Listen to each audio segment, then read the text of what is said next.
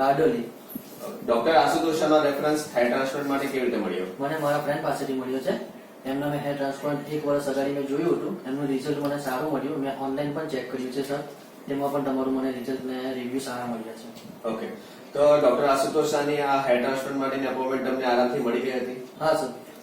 આ hair ટ્રાન્સપ્લાન્ટનું કન્સલ્ટિંગનો time તમારી પાસે કેટલો લેવામાં આવ્યો હતો?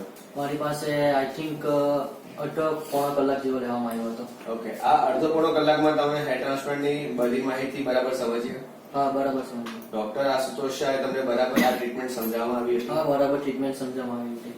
અને આ અડધો પોણો કલાકમાં જે પણ કોઈ ડાઉટ્સ હતા બધા ક્લિયર થઈ ગયા તમારા? ના, એ બધા ડાઉટ મારા ક્લિયર થઈ ગયા ને ભાર્ગવભાઈએ મને સારો માર્ગ બતાવ્યો હતો.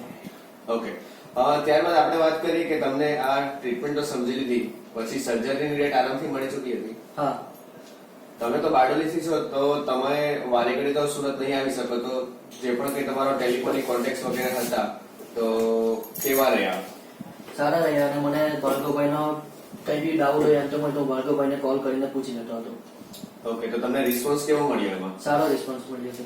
ઓકે, સર્જરીના દિવસનો માહોલ કેવો હતો? સર્જરીના દિવસનો માહોલ પણ સારો હતો. બધા યંગસ્ટર હતા. મને સારું લાગ્યું, ફેમિલી જેવું લાગ્યું. મને લાગ્યું નહીં કે મેં ટ્રીટમેન્ટ કરાવું છું.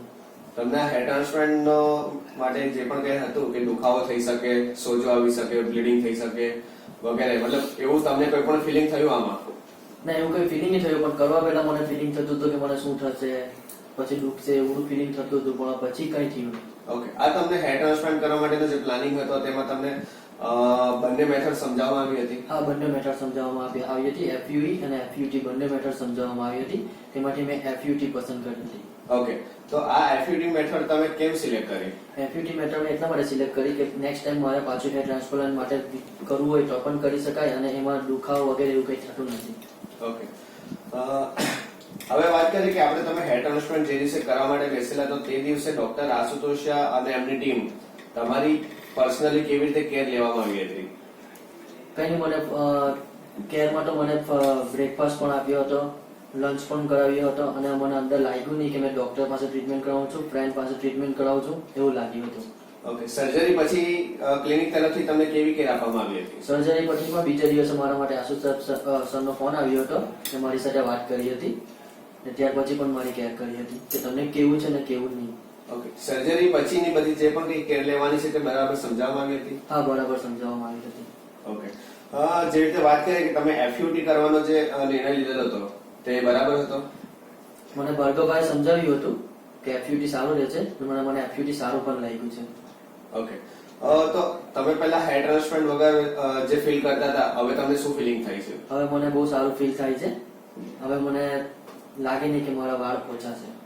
ઓકે, બીજી એક વાત કેવું થયું કે doctor Ashutosh Shah hair transplant સિવાય beard transplant, eyebrow transplant, liposuction, gynecomastia, breast surgery, ઘણી બધી કોસ્મેટિક સર્જરી કરે છે.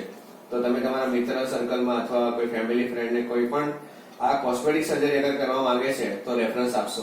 હા સર, મેં 2-3 જણને રેફરન્સ બી આપી ચૂક્યો છું અને તે તમને થોડાક સમયમાં મળી પણ જશે. ઓકે, ડોક્ટર આશુતોષ શાહનો સ્વભાવ તમને કેવો લાગ્યો? એમની ટીમનો સ્વભાવ કેવો લાગ્યો? અહીંયાનું વાતાવરણ તમને કેવું લાગ્યું? મને ખૂબ સરસ લાગ્યું છે.